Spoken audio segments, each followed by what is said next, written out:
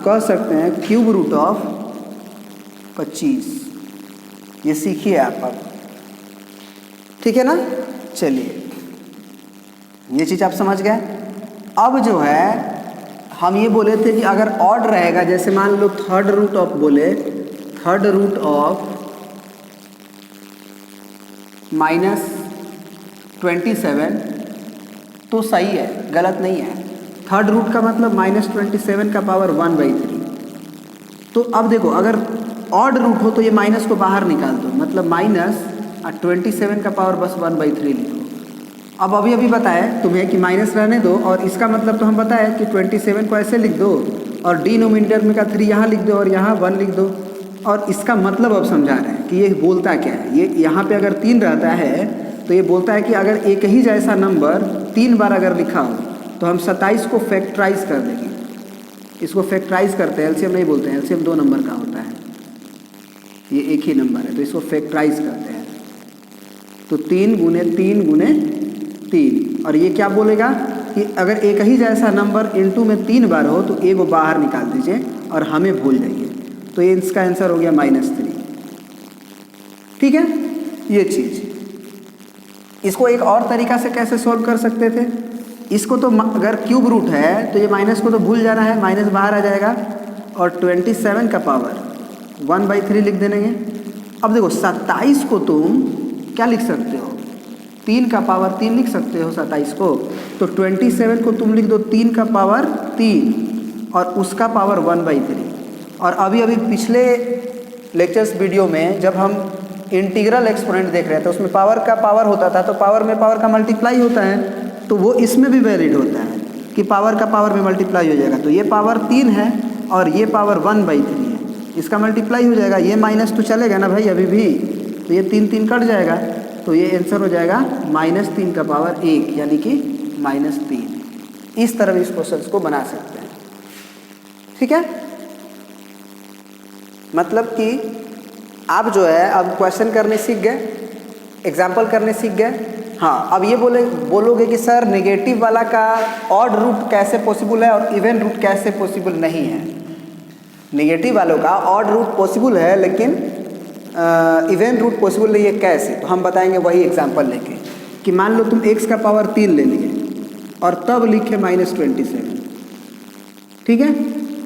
तो अब जो है हम कहेंगे कि x का वैल्यू क्या होगा, तो तुम x का वैल्यू यहाँ पे प्लस माइनस अब नहीं होगा, अगर 3 होगा तो केवल x का वैल्यू अगर बोलेंगे तो कहोगे सर -3 होगा। हम कहेंगे कैसे, तो तुम कहोगे सर आप डाल दीजिए, देख लीजिए।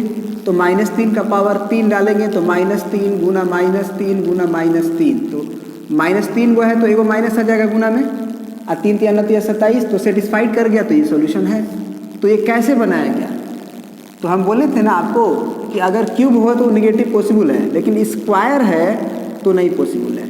अगर मान लीजिए 9 -9 है तो ये पॉसिबल ही नहीं है पहले तो अगर ये पॉसिबल नहीं है तो x बराबर √-9 कैसे पॉसिबल होगा। और √-9 का मतलब होता है -9 का पावर 1/2।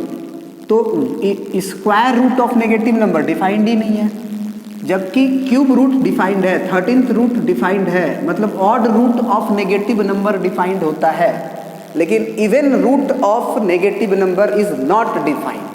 जैसे ही आपको कभी ऐसा नजर आए तो कह दोगे कि सर ये डिफाइंड ही नहीं होगा।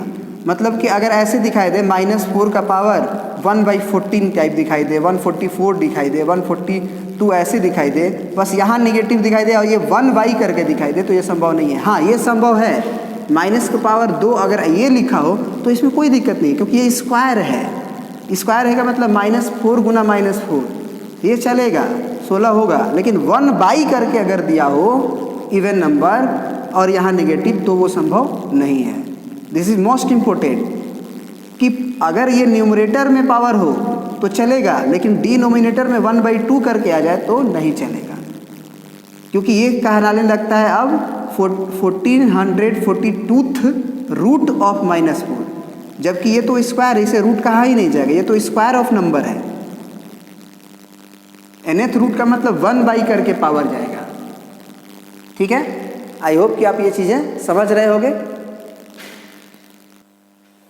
अब एक प्रॉपर्टीज़ की तरह है, उसको देख लेते हैं क्या है वो प्रॉपर्टीज़ की तरह देखोगे।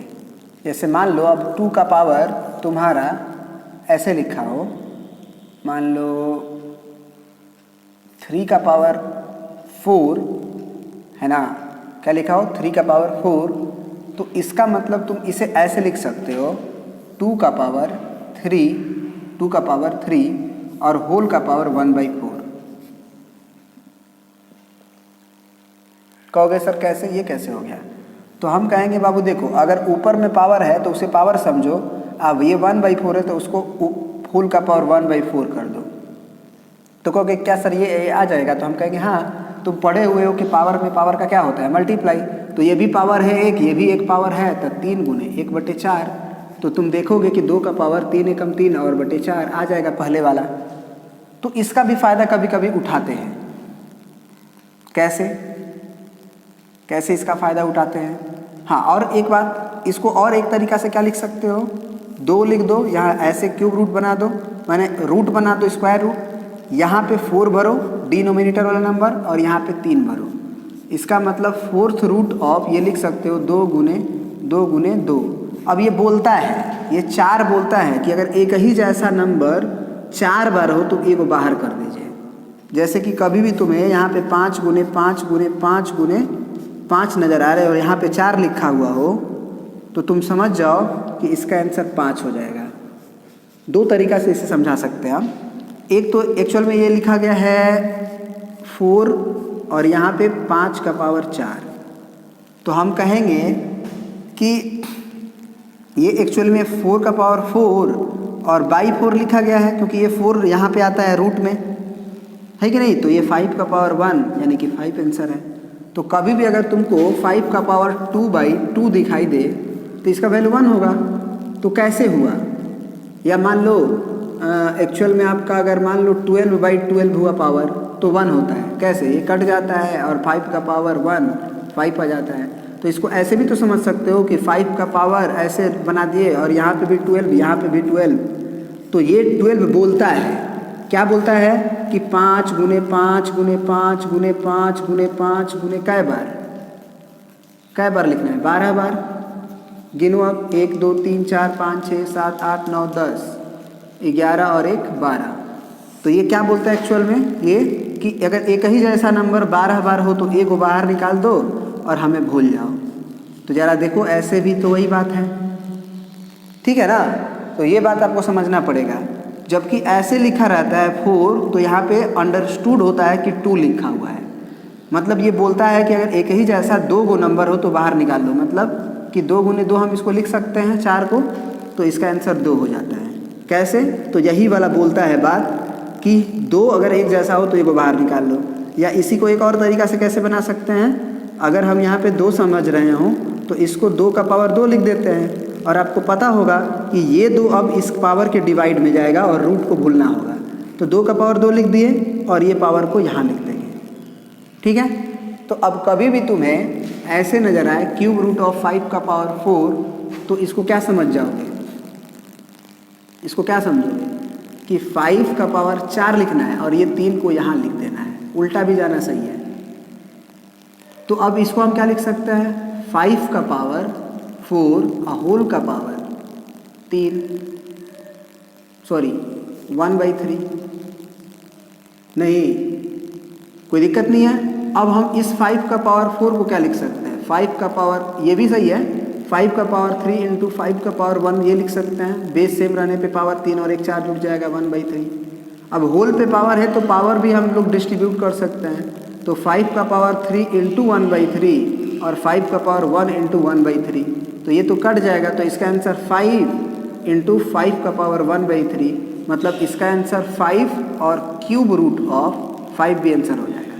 इसको यहाँ से भी देख सकते हो कि ये कैसे लिखा गया होगा। ये क्या बोलता है, ये 3 है और ये 5 का पावर 4 है, 1 2 3 4। तो ये क्या बोलता है कि 3 को अगर एक जैसा है तो एक को बाहर निकाल दीजिए, लेकिन एक को तो बच जाएगा।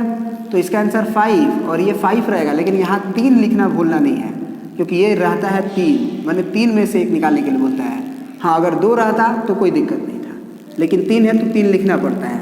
2 को अंडरस्टूड है कि समझा जाता है, लेकिन 2 के अलावा कोई नंबर है तो उसे समझा नहीं जाता, उसे लिखना पड़ता है। अब आते हैं कुछ क्वेश्चंस इस पे बना लेते हैं, जैसे क्लियरिटी आ जाएगी आप, ठीक है।